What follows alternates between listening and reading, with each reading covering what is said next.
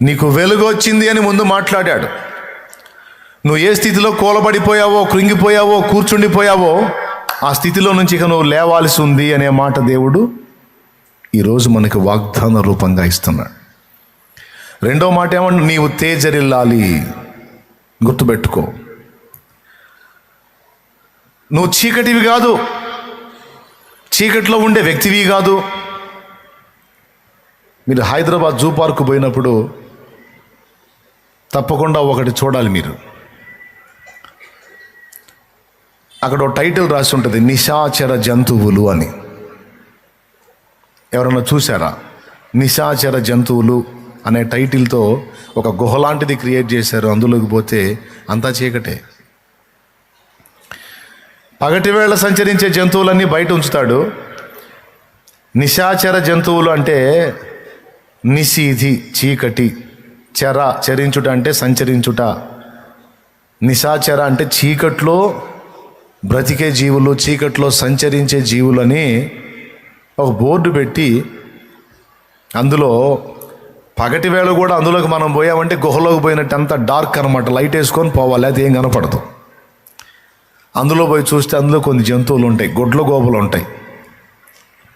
రెండవది ముళ్ళ పందులు ఉంటాయి, ఏదు పందులు అంటారు, ముళ్ళ పందులు ఉంటాయి. తర్వాత మరికొన్ని పిల్లులు ఉంటాయి. పిల్లులు, ఒక రకమైన పిల్లులు ఉంటాయి, అవి నైట్లో తిరుగుతాయి. రాత్రి వేళ గబ్బిలాలు ఉంటాయి. మళ్ళీ నైట్ టైం సంచరించేటువంటి జీవులై. నువ్వు నిశాచర జీవివి కాదు. దేవునికి స్తోత్రం. నువ్వు చీకట్లో రాత్రుల్లో బతికే వ్యక్తివి కాదు. నువ్వు దేవుని చేత వెలిగించబడిన వ్యక్తివి, దేవుని వెలుగు అందుకున్న వ్యక్తివి. నువ్వు నిశాచర జంతువు కాదు. పట్టపగలు తేజస్సులో జీవించే వ్యక్తివి నువ్వు. భక్తుడు పాడాడు, నీతి సూర్యుడు ఉదయించు వేళ ఇలలో ఆనందమే, సూర్యోదయము కోసమే నే వేచియున్నాను.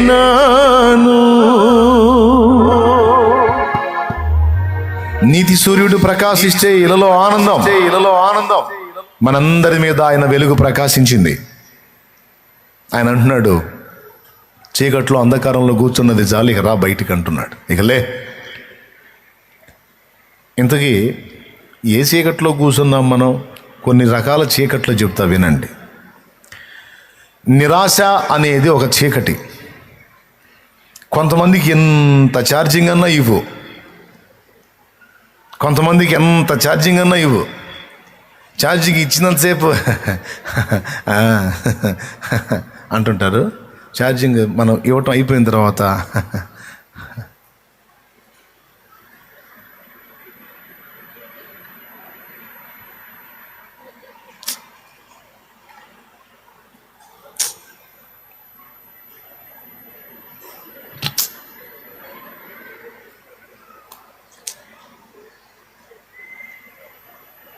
ఏంది? ఏం లేదు. ఏంది? ఏం లేదు. ఏందో అంత. అలాంటి ముఖాలు చూస్తే మనకు కూడా నిరాశ వచ్చింది. మనకు ఎక్కిన ఛార్జింగ్ కూడా దిగిపోయింది వాళ్ళ ముఖాలు చూస్తే. నేను సైతాను కూడా భయపడ్ను, కానీ ఈ నిరాశవాదులకు మాత్రం మహా భయం నాకు. వాళ్ళని చూస్తే భయం నాకు నిజంగా అండి. సైతాన్ని కూడా లెక్క చేయను నేను. మనుషులు అంటే మనుషుల్లో కూడా ఈ నిరాశ రోగం ఉంటుంది చూడు, వాళ్ళంటే మహాభయం నాకు. కాస్త కూస్త దేవుణ్ణి బట్టి మనం కాస్త ఛార్జింగ్ రేజ్ చేసుకుంటే వాళ్ళ దిక్కుమాలిన మోకాలతో, దిక్కుమాలిన ఫీలింగ్స్తో మనకున్న ఛార్జింగ్ ఒక దెబ్బతో దించి పడేస్తారు. కాసేపు వాళ్ళ మొఖాలు చూసి వాళ్ళతో కూర్చున్నామంటే ఇక మనం కూడా అనుకుంటే వాళ్ళంటే భయం నాకు. రా బయటికి రా, నీకు వెలుగు వచ్చిందని బయటికి తెద్దామంటే ఈ మానసిక రోగులు చీకట్లో కూర్చున్నట్టు మానసిక రోగులను చూసారా మీరు? అటు వెలుగులోకి రాడు, తలుపులు వేసుకుంటాడు, లైట్లన్నీ ఆర్పేసుకుంటాడు, అంధకారం చేసుకొని లోపల కూర్చుంటాడు. పొరపాటున ఎరగనోడుగా నా గదిలో పోయి లైట్ వేసాడంటే వాడు ఆకారం చూసి దడుచుకుంటాడు. ఎందుకంటే ఆ పొజిషన్లో వాడు ఉన్నాడన్న సంగతి కూడా మనకు అర్థం కాకుండా కూర్చుంటాడు నిశ్శబ్దంగా, నిశీధిలో. మీకు తగిలేరా ఎక్కడన్నా? మానసిక రోగుల స్థితి అది. నిరాశ, చీకటి, ఆశలు చల్లారిపోయి, ఆశలు ఆవిరైపోయి, నిరాశలోకి వెళ్ళిపోయి, ఇక ఈ జీవితం ఇంతే, ఇంకా లేదు అవకాశం అని రాసి పడిపోయి నిరాశని పెళ్లి చేసుకొని ఆ నిరాశతోనే కాపురం పెట్టినటువంటి వ్యక్తుల సంగతి చెబుతున్నాను నేను. దేవుని వాక్యం అంటుంది, ఆశగల ప్రాణమును ఆయన తృప్తిపరుస్తాడు అని.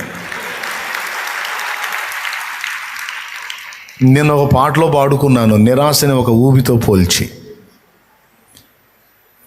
వేకువ కోసం కావలివాడు ఆశతో వేచినట్లు, కలత నిండిన నా హృదయం నీకై చూచుచున్నది.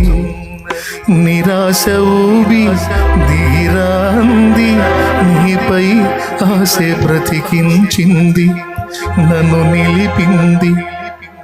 నిరాశ ఊబి అయిపోయిందిరా, నీ పని అయిపోయిందిరా, ఇంకెక్కడ లైఫ్ మొత్తం కొలాప్స్ అయిపోయింది, ఇంకెక్కడ మా ఆశలు లేదు, నువ్వు ఏం చేసినా లేదు, నీ బతుకు ఇంతే, నీ కథ అంతే, అంతే ఇంతే ఇంతే అంతే, మారదు, అయిపోయింది.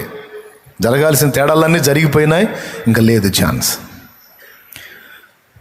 ఒక నిలుక ఇయ్యని అగాధ దొంగ ఊబి అది, నిరాశ, అంధకారం అది. నిరాశ ఊబి దిగిరాంది, నీపై ఆశ నన్ను నిలిపింది. మరేం చేయాలి?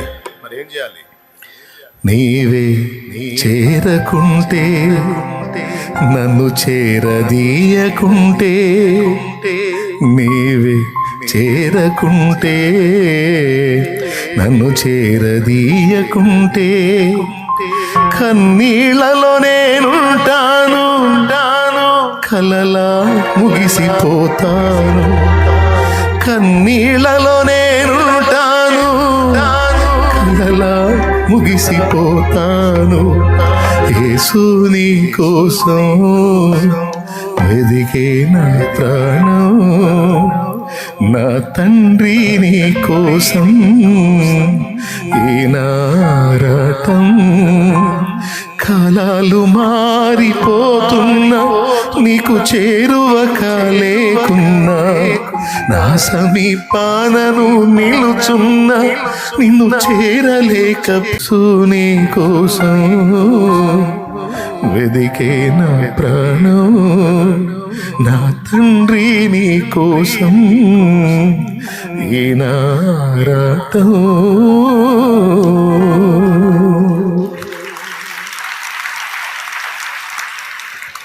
ఈ నిరాశ దెబ్బ తగిలి గాయపడ్డవాళ్ళలో నేను ఒకడిని.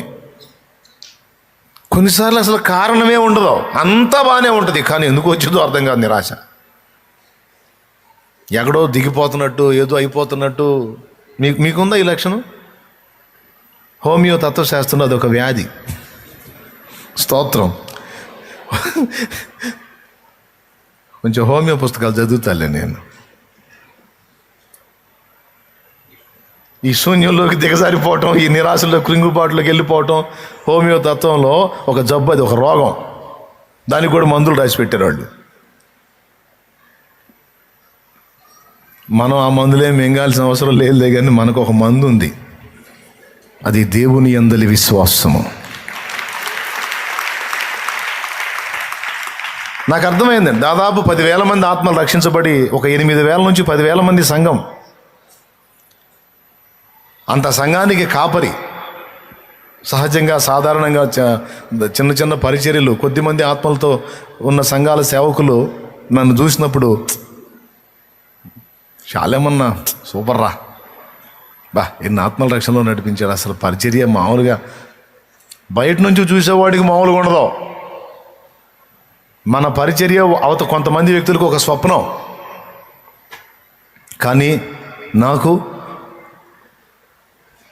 నిరాశ ఊబి. మెయిన్ ఒకటే, ప్రారంభంలో నేను నీతో ఉన్నాను, నువ్వు నాతో ఉన్నావు, మన మధ్య ఉన్న అనుబంధం అది వేరే లెవెల్లో ఉంది. ఇప్పుడు ఈ పని, పరిచర్య, భారాలు, బాధ్యతలు అనే ఏర్పడి నీకు నాకు మధ్య పెద్ద అగాధం ఏర్పడ్డట్టుంది ప్రభువా. అవతలి ఒడ్డు నువ్వు కనపడుతున్నావు, దగ్గరలోనే ఉన్నావు, నిన్నొచ్చి అందుకోలేకపోతున్నాను. కాలాలు మారిపోతున్నాయి, సంవత్సరాలు దొర్లిపోతున్నాయి, నీకు చేరువు కాలేకపోతున్నాను, నిన్ను చేరలేకపోతున్నాను. నాకు అన్నిటికంటే బాధాకరం మన వైవాహిక తొలి ప్రేమ. నేను ఈరోజు కలిగి లేను అనేది గుర్తించి కృంగిపోయాను. ఆ వేదన నన్ను ఎక్కడికి తీసుకెళ్ళిందంటే, అంటే అది నేను అనుభవించిన వాడికి నాకు అర్థమైంది, కానీ మామూలు వాళ్ళకి ఇది అర్థం కాకపోవచ్చు. నేను చేయగలిగింది ఏమి లేదు. నా మెట్టుకు మీరు కూడా వచ్చినప్పుడు ఆ ఫీలింగ్స్ మీకు అర్థమవుతాయి. స్తోత్రం, హల్లెలూయా. ఆ వేదంలో దేవునితో నేను పలికిన ప్రార్థనే ఆ పాట. అదొక అంధకారం, అదొక చీకటి. అందుకే నేను పరిశుద్ధాత్మ దేవుడు నాకు ఇచ్చిన మెళకువ ఏంటంటే, నిరాశ ఊబి నిన్ను లాగుతుంది, దానిలోనికి దిగిపోతావా? దేవుని యందలి నిరీక్షణ కలిగి, ఆశ కలిగి ఆయన వైపు చూస్తావా? అప్పుడు మళ్ళీ 2వ చరణంలో పాడుకున్నా, తొలకరి కోసం భూతలమంతా ఆశతో ఆశతో ఆశతో. ఫస్ట్ దానిలో నిరాశ టచ్ అయింది, రెండో దానిలో మళ్ళీ ఆశలు చిగురింపజేశాడు. తొలకరి జల్లులు ఎప్పుడు కురుస్తాయి? ఎండాకాలం అయిపోయిన తర్వాత తొలకరి జల్లులు వస్తాయి. ఎండాకాలం ఎండకి ఎండి ఎండి ఎండి ఎండి భూతాపం. ఎండాకాలం అయిపోయిన తర్వాత తొలకరి జల్లు పడ్డప్పుడు ఎవరైనా భూమి యొక్క వాసన చూసారా? తొలకరి జల్లు నేల మీద పడ్డప్పుడు స్మెల్ వచ్చింది. ఎంతమందికి అది బాగా అనిపిస్తుందండి? అందరికీ బాగా అనిపిస్తుందా? అదొక రకమైన స్మెల్ వచ్చింది కదా. ఎందుకని అది మనకు బాగా అనిపించింది? ఆ మట్టి వాసన ఎందుకు మనకు అంత బాగా అనిపించింది అంటే, మనం కూడా మట్టే కాబట్టి. దేవునికి స్తోత్రం కలుగును గాక, హల్లెలూయా. అప్పటిదాకా భూమి తాపంతో అల్లాడిపోయి దేవుడు పంపించే తొలకరి జల్లుల కోసం మిగులు ఆశతో చూస్తూ ఉంటుంది. ఆ తొలకరి చినుకులు ఆ నేల మీద పడ్డప్పుడు ఆ నేల స్పందించే స్పందన, అక్కడ ఆ ఉత్పత్తి అయ్యే స్మెల్ మనకి సాక్ష్యం, అంటే భూమి సంతోషిస్తున్నట్టు మనకు అర్థమైద్ది. అంటే ఏ చినుకుల కోసం భూమి ఆశగా ఎదురు చూసిందో ఆ చినుకులు దాని మీద పడ్డప్పుడు దానిలో వచ్చేటువంటి స్పందన ప్రకృతిలో ఉన్న మనందరికీ కూడా ఆనందంగా అనిపిస్తుంది. నీటి స్పర్శ కోసం, తొలకరి జల్లుల స్పర్శ కోసం భూమి తపించినట్టు, తాపముతో ఎదురు చూసినట్టు నా గుండె నీ కోసం, నీ స్పర్శ కోసం ఎదురు చూస్తుంది ఆశతో.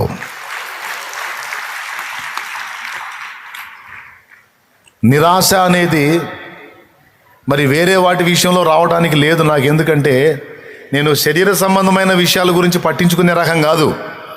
అప్పులైనా, తిప్పలైనా, బాధలైనా, ఇరుకులైనా, నిందలైనా, అవమానాలైనా, ఇబ్బందులైనా, ఇవన్నీ మనం లెక్క చేసే వ్యవహారం కాదు. ఎందుకంటే శ్రమల రూపంలో భౌతికంగా నాకు ఎదురవుతున్నవన్నీ కూడా మరో రూపంలో ఉన్న దీవెనలు. నాకు తెలుసా సంగతి. అంటే మీలో కొంతమందికి అర్థం కాక గందరగోళం అయిపోతుంటారులే, కానీ శ్రమల రూపంలో మనకు కనబడుతున్నవి మారు రూపములో ఉన్న ఆశీర్వాదములు. అది నేను అర్థం చేసుకోగలను. ఒక నిందొచ్చినా, ఒక అవమానం వచ్చినా, ఒక మాట నన్ను ఎవడన్నా అన్నా, నేను ఒక మాట పడినా, తృణీకారం పొందినా, ఆర్థిక ఇబ్బంది అయినా, ఎక్సెట్రా అది ఏదైనా సరే, అది నాకంత ఇబ్బందికరమైన అంశం కాదు. అది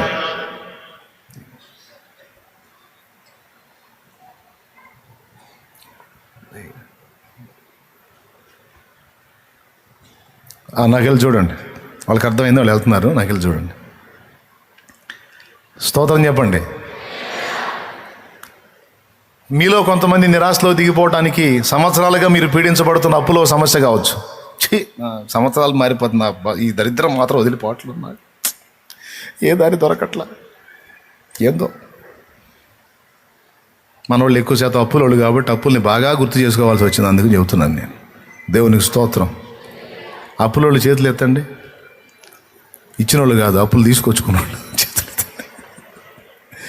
ఇదిగో మన ఓపెన్గా ఉండాలి.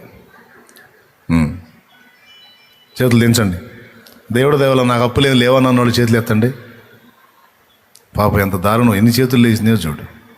అసలు దించండి. నాకు సమృద్ధిగా అప్పులు ఉన్నాయన్న వాళ్ళు చేతులు ఎత్తండి. ఇట్టగా సరిగా ఎత్తండి. అది అన్ని చేతులు లేవుతాను, నాకు తెలుసు. సంవత్సరాలుగా వాటి నుంచి బయటపడదామని కుస్తీ పట్టి పట్టి పట్టి పట్టి ఒగదగక ఏమి హ్యాపీ న్యూ ఇయర్ అయ్యామా.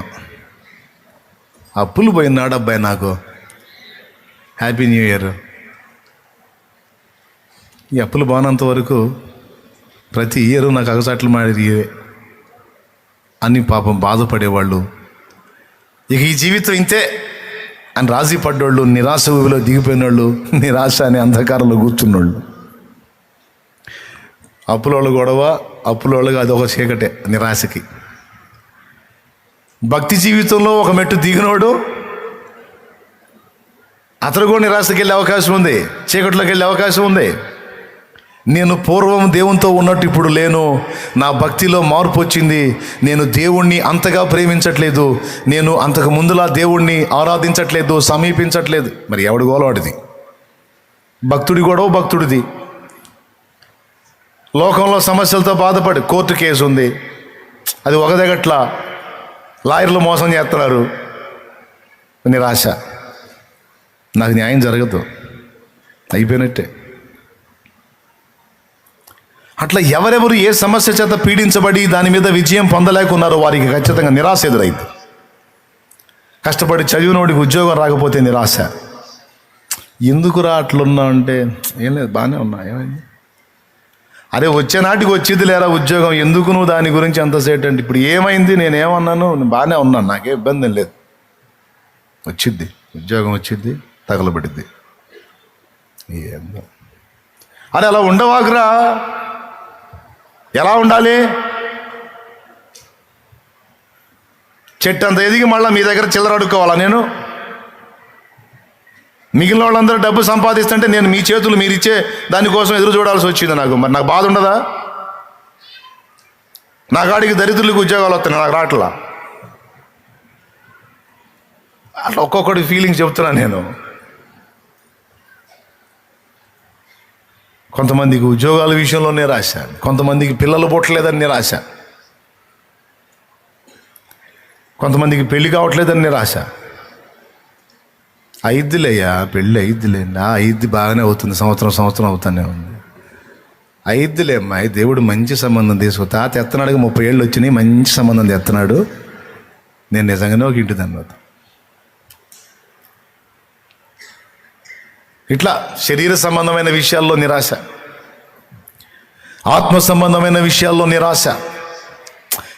ఏందో నేను అలా ఉండకూడదు అనుకుంటా, ఆ తప్పు చేయకూడదు అనుకుంటా, నా కర్మ, నా దరిద్రం, మళ్ళా నేను అక్కడే వస్తున్నా, అక్కడే బెండ్ అవుతున్నా, అక్కడే తేడా పడుతున్నా, నాకు ఈ బతుకంతా ఈ శోధన తప్పేటట్లేదు, నేను జయం పొందేటట్లేదు, ఎంత ప్రయత్నించినా ఎంత పోరాడినా ఆ పాపాన్ని జయించలేకపోతున్నానని కొంతమందికి విసుగులో నిరాశ వచ్చింది. ఇలా నిరాశ అనే చీకట్లో కూర్చున్న వాళ్ళతో దేవుడు ఈరోజు మాట్లాడుతున్నాడు. లే, నీకు వెలుగు వచ్చింది, లే, నువ్వు తేజరిల్లే సమయం ఆసన్నమైంది. దేవుని వాక్యం అంటుంది, నిరాశపడే వారిని ఆయన ఆశ తీరుస్తానని చెప్పలా, ఆశగల ప్రాణమును ఆయన తృప్తిపరుస్తాడు, ఆశగల ప్రాణమును ఆయన తృప్తిపరుస్తాడు అని రాస్తుంది. 38 సంవత్సరాలు జబ్బుతో బాధపడుతూ కూడా శారీరకంగా బలహీనుడయ్యాడు, కానీ ఆశల విషయంలో మాత్రం బలహీనత లేదు. 38 ఏళ్ల తర్వాత యేసు ప్రభు వెళ్ళి, ఇదిగో నీవు స్వస్థపడగోరుచున్నావా అని అతన్ని అడిగితే స్వస్థపడాలనే ఉందయ్యా, కానీ దూత నీళ్లు కదిలించినప్పుడు నన్ను నీళ్లలో వేసేదానికి నాకెవ్వడూ లేడు అన్నాడు. ఆశ్చర్యం. 38 ఏళ్ళైనా ఇంకా బాగుపడతాను అన్న అతని నిరీక్షణ, అతని విశ్వాసం, అతని గుండెల్లో ఉన్న ఆశ ప్రభువునే ఆశ్చర్యపరిచింది. సరే, నీకు నీళ్ళొద్దు, దోతొద్దు, లే, నేను చెప్తున్నాను, లేచి నీ పరుపెత్తుకున్నాడు అన్నాడు.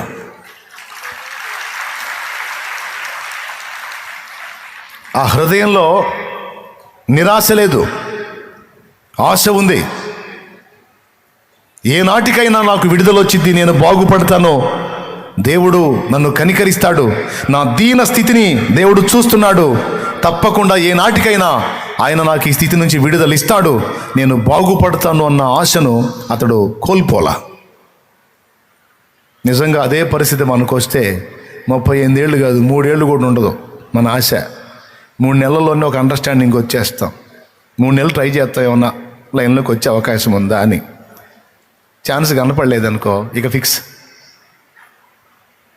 3 నెలల తర్వాత లేదా 3 ఏళ్ల తర్వాత యేసు ప్రభు వచ్చి, నీవు స్వస్థపడు కోరుచున్నావా, నీవు లేచి నీ పరుపెత్తుకున్నాడు అంటే ఏంది నీవు లేచి నీ పరుపెత్తుకున్నాడు ఏంది నడిచేది? 3 సంవత్సరాలు ఏడా? ఎన్ని? 3. పెద్ద ఇప్పుడు వచ్చి పరుపెత్తుకోవాలంటే లేచే ఓపిక ఉంటే కాళ్ళు చేతులు కదిలి పని చేస్తుంటే ఎందుకు కూర్చుంటాం? అవి లేవకనేడు కూర్చుందే, మా చెప్పొచ్చో భలే లేమంటున్నావే. కానీ వాడు 38 సంవత్సరాలు సీనియర్, కానీ అతని గుండెల్లో ఆశ చూసావా? ఏంటి ఆశ? నా దీన స్థితిని దేవుడు కనిపెడుతున్నాడు, ఏనాటికైనా నాకు విమోచన ఉంది. హల్లెలూయా. ఏ హృదయాలలో ఎలాంటి ఆశ ఉందో అది కనిపెడతాడు ఆయన. ఏనాటికైనా నా ప్రార్థన దేవుడు వింటాడు, జవాబిస్తాడు. ఏనాటికైనా నా హృదయ వాంఛ ఆయన తీరుస్తాడు. ఏనాటికైనా నాకు విడుదలిస్తాడు. ఏనాటికైనా నాకు జయమిస్తాడు. ఏనాటికైనా నా ప్రయత్నాన్ని ఆయన సఫలపరుస్తాడు. ఏనాటికైనా నేను వైఫల్యాలు ఎదుర్కొంటున్న పరిస్థితుల మీద నాకు తప్పనిసరిగా విజయాన్ని ఇస్తాడు. నా స్థితి ఎల్లప్పుడూ ఇలా ఉండదు, తప్పకుండా దాన్ని మార్చి చూపిస్తాడు నా దేవుడు. నాకైతే ఆశ ఉంది, విశ్వాసం ఉంది, ఆ నిరీక్షణ ఉంది, ఆ ఆశతోనే నేను బతుకుతున్నా అని ఏ హృదయాలైతే స్పందిస్తాయో అలాంటి హృదయాలను ఆయన అక్కడి నుండి పరిశీలిస్తాడు. మనం ఆశ పెట్టుకుంది మనుషుల మీద కాదు. ఏ నాటికైనా ఏ మనుషుడైనా వచ్చి నన్ను ఆదుకుంటాడు అన్నది కాదు మన ఆశ. మన సృష్టికర్త మీద మన ఆశ, మన ప్రభువు మీద మన ఆశ. మనం ఎదురు చూస్తుంది ఏ నరుడి కోసమో, ఏ ఎవడి దయాదాక్షిణ్యం కోసమో కాదు. మనం ఎదురు చూస్తుంది జీవము గల దేవుడైన యెహోవా కొరకు. నూతన బలం మనం పొందటం ఖాయం. క్రొత్త తైలం మన మీదికి రావటం ఖాయం. నూతన వెలుగు, తేజస్సు మన మీద ఆవరించటం ఖాయం. మనల్ని ఆవరించిన అంధకారం తరిమి కొట్టబడటం ఖాయం. ఎంతమంది నమ్ముతున్నారు? కొంతమంది చేతులు కూడా నిరాశగా ఎత్తుతున్నారు.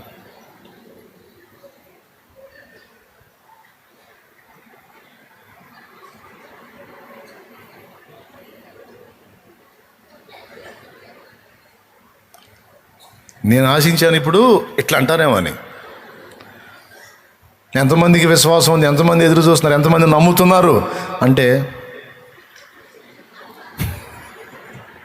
ఎప్పుడు మారుతారండి మీరు? కొత్త సంవత్సరంలో మారండి కత్త. దేవునికి స్తోత్రం.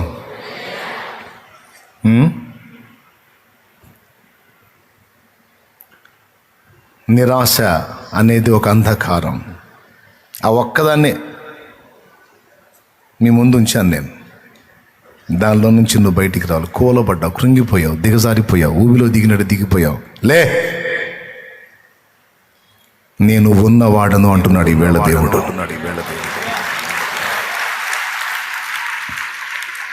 నేను ఉన్నవాడను అండ్ నీకు తోడై ఉన్నవాడను. నేను లేకపోతే నువ్వు కూర్చో నిరాశలో. నేనున్నాగా అంటే ఈ రోజుకున్నావు, రేపటి తలపుతో నేడే కలతతో కృంగుట ఎందుకు కలవరమందకు. రేపటి తలపుతో నేడే కలతతో కృంగుట ఎందుకు కలవరమందకు. నమ్మదగిన వాడు నీ దేవుడు, సర్వకాలము నిన్ను విడువడు. వాగ్దానమే నీకుండగా భయమేలనే ప్రాణమా, వర్ణించగా సాధ్యమా నీపైన యేసయ్యకున్న ప్రేమ. నిన్నే పిలచి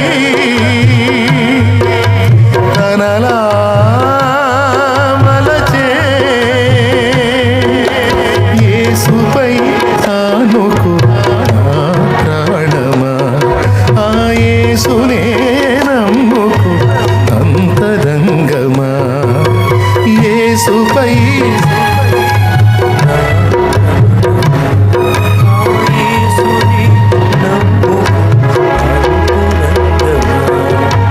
హృదయమా ప్రాణమా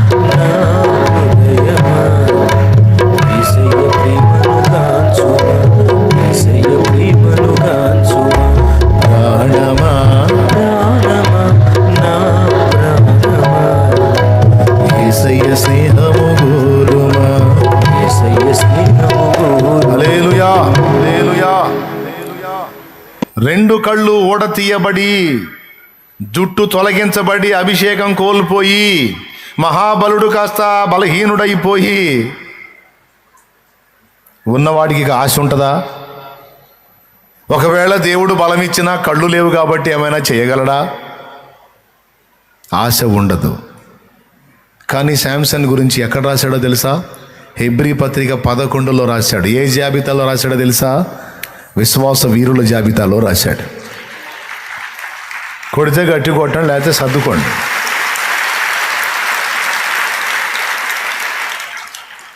సంసోను గురించి విశ్వాస వీరుల జాబితాలో రాశాడు హెబ్రీ పత్రిక 11లో.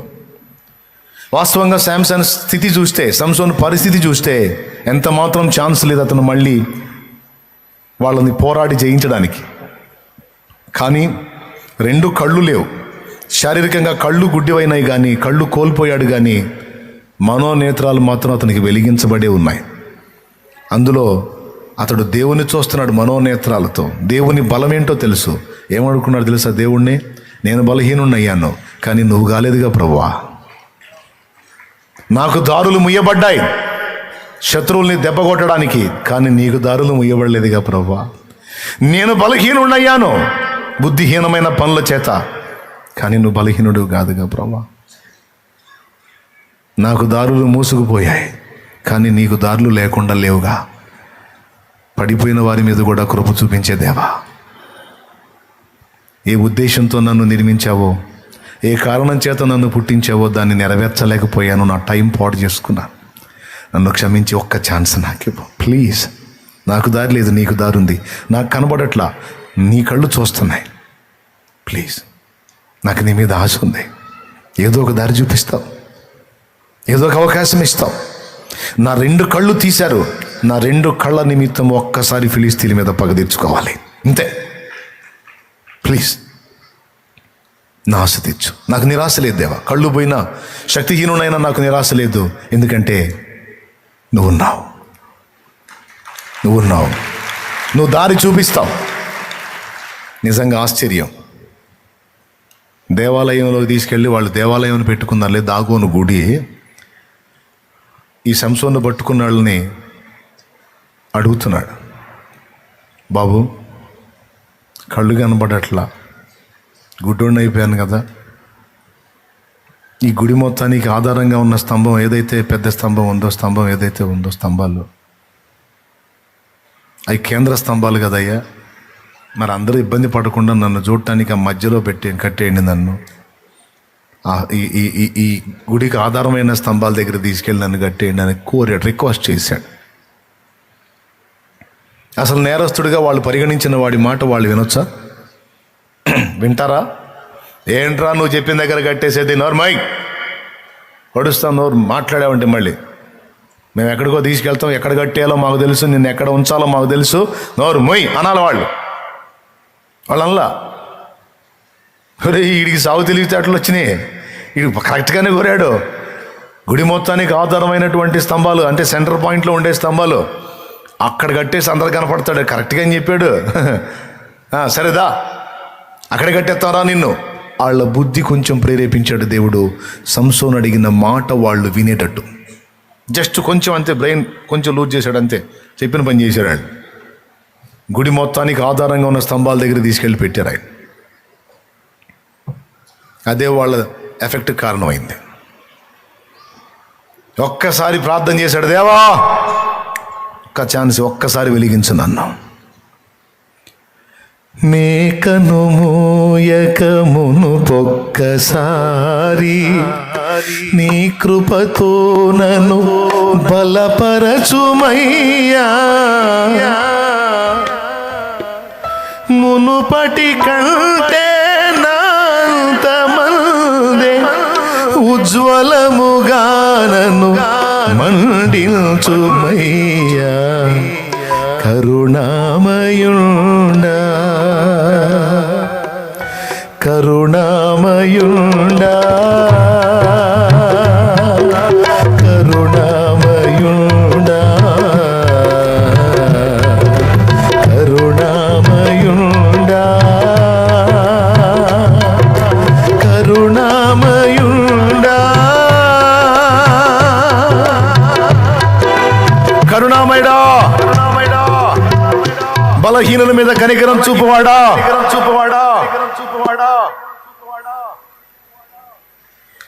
ఇప్పుడు నీ శక్తి నా మీదకి వచ్చుగాక. ఈ గుడి కూలిపోవును గాక. నా అలాగూ స్తంభాలు పట్టుకుని అలాగ వంగాడు.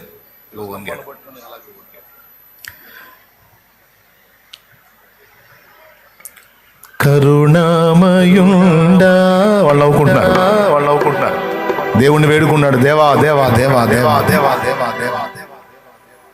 దేవునికి స్తోత్రం, హల్లెలూయా హల్లెలూయా. కరుణామయుండా కరుణామయుండా కరుణామయుండా కరుణామయుండా కరుణామయుండా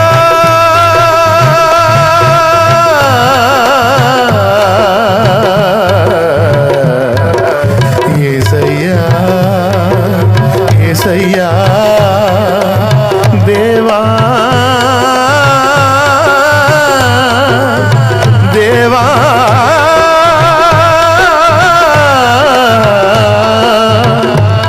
దేవా.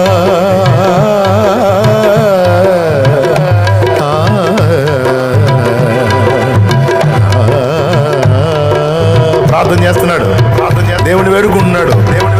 ఆశ చావలా.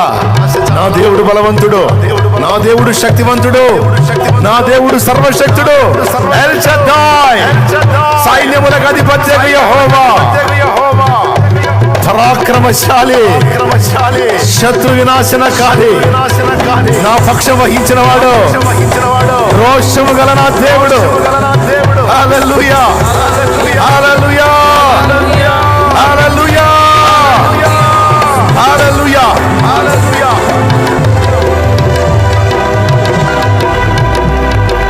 అక్కడేం మిగల్లాయిగా ధ్వంసం ధ్వంసం. దేవునికి స్తోత్రం కలుగును గాక. ఏమీ మిగలేదు, ఇక అయిపోయింది మొత్తం, క్లోజ్. బలహీనులకు బలమిచ్చువాడు, గుండె చెదిరిన వారిని బాగు చేయువాడు మన దేవుడు. ఏ మనుషుల్లో ఎవరి దయా దాక్షిణ్యాలను అర్థించను, ఆయన కాళ్ళే పట్టుకున్నాడు. తన తప్పులు ఒప్పుకున్నాడు, తన పాపాలు ఒప్పుకున్నాడు, తన పొరపాట్లు ఒప్పుకున్నాడు. నీ నేను చేశాను, బుద్ధిహీనమైన పనులు చేశాను, తప్పుడు ప్రవర్తనతో నా జీవితానికి ఉన్న కారణాన్ని గుర్తించలేకపోయాను. నువ్వు ఇచ్చిన అవకాశాలు సద్వినియోగం చేసుకోలేదు. నీచున్నాయి, కానీ నా మీద నువ్వు కృప చూపుతా. నాకు ఆశ, నాకు అవకాశం ఇవ్వు, నాకు ఛాన్స్ ఇవ్వు, నాకు ఒక్క ఛాన్స్. సంసోను ప్రార్థన అక్కడ వినబడింది. తన దాసుని దీన ప్రార్థన దేవుని హృదయాన్ని కదిలించింది. జవాబు ఇవ్వకుండా ఉండలేకపోయాడు, స్పందించకుండా ఉండలేకపోయాడు. నిన్ను పట్టించుకోనల్లా, శాంసన్ నా కుమారుడా, ఇదిగో నీకు బలమిస్తున్నాను, విజయోస్తు. హల్లెలూయా, హల్లెలూయా. నా కుమారుడు, ఇదిగో నీకు మళ్ళా నేను బలం ఇస్తున్నాను, వాళ్ళ అభిషేకము నీ మీదకి పంపుతున్నాను. జయము నీదే, ఎవడు గెలవలేడు పో. అంతే, ఒక దెబ్బతో మొత్తం కథం. నా తమ్ముడు, నిరాశగా దేవుడు ఈరోజు నీతో మాట్లాడుతున్నాడు. నిన్ను మళ్ళా అభిషేకిస్తున్నాను నేనని, నిన్ను మళ్ళా అభిషేకిస్తున్నాను నేను. నూతనమైన శక్తిని, జీవమును, ఆరోగ్యమును, ఆయుష్ను, అభిషేకమును నీ మీదికి పంపుతున్నాను. అయిందేదో అయింది, గడిచిందేదో గడిచిపోయింది, ఇక వాటిని ఎత్తొద్దు. నూతనంగా మొదలుపెట్టు నువ్వు కార్యాలని, నూతనంగా మొదలుపెట్టు, క్రొత్త ఆశలతో మొదలుపెట్టు. అవన్నీ నా మీద నువ్వు పెట్టుకున్న ఆశలు కనుక అవి నిరాశలు కావు. ఖచ్చితంగా నేను నెరవేర్చేవాడనని దేవుడి రోజుతో మాట ఇస్తున్నాడు. ఆయన నువ్వు చీకట్లో కూర్చోవాల్సిన అవసరం లేదు, నిరాశలో దిగిపోవాల్సిన అవసరం లేదు, అంధకారంలో కూర్చోవాల్సిన అవసరం లేదు. నీకు నేను వెలుగు పంపుతున్నాను. నువ్వు వెలగాలి, ఒక వెలుగు. నువ్వు వెలగాలి నా కుమారుడా, ఒక వెలుగు. నువ్వు వెలగాలి నా కుమారి, ఒక వెలుగు. నీ వెలుగులో అనేక మంది తమ బ్రతుకులు బాగు చేసుకోవాలి. జీవవాక్యమును చేతబట్టి లోకములో జ్యోతివై ప్రకాశించాలి. సత్యవాక్యాన్ని చేతబట్టి నా కుమారి లోకముందు ఒక జ్యోతివై వెలగాలి. నా కోరిక అది, నా ఆశ అది. నీ దేవుడు తన హృదయ వాంఛను వెల్లడి చేస్తున్నాడు. బిడ్డలారా, ఇది మీకే కాదు, నాకు కూడా. ఈ వాక్కుని ఎవరు స్వతంత్రించుకుంటారు? అంధకారంలోంచి ఎవరు బయటికి రావాలనుకుంటున్నారు? ఆయన కాళ్ళే పట్టుకుందాం, ఆయన పాదాలే పట్టుకుందాం. కరుణామయుడా, నన్ను కనికరించు, మళ్ళొక్కసారి నన్ను బలపరచు, మళ్ళొక్కసారి నాకు అవకాశం ఇవ్వు. నేను నిలబడాలి, నీ పరిశుద్ధాత్మతో నన్ను నింపు. నేను నిలబడాలి, నేను గెలవాలి, నేను సాధించాలి. అది భౌతికంగాను ఆత్మీయంగాను కూడా నేను జయం అనుభవించాలి. నాకు కృపనివ్వు అంటూ ప్రార్థన చేద్దాం రండి.